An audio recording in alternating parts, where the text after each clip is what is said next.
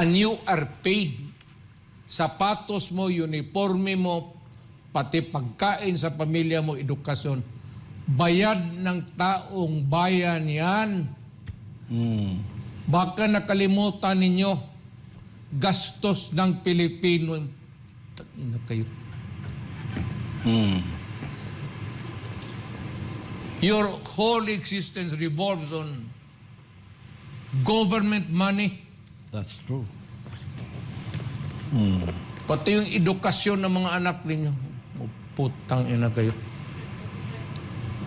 Puisit. Taong bayan. At ang taong bayan ang sisirain ninyo.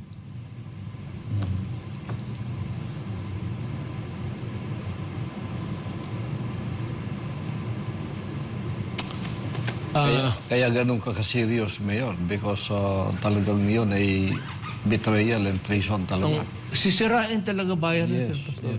yes, Mayor. Totoo. Kita mo sa Amerika, they are walking, they are going inside the inner cities na and building their houses, tents sa sidewalk, including banks and everything.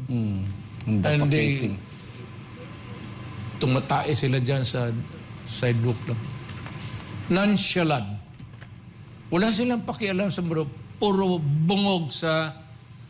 Kasi binibigay harap-harapan yung droga. Caught on TV, every day, 24 hours, America, what is happening to you? Kung kawain mo yan dito sa akin, mag-ihi ka dyan sa putulin ko yung... So there's law and disorder na.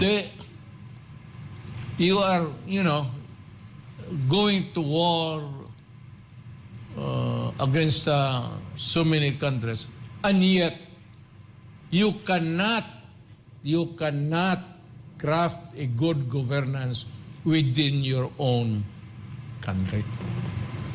That is your misery, and maybe yun ang karma ninyo. From the Indians who are deprived of their lands and country, and to the other nations that you have destroyed along the way.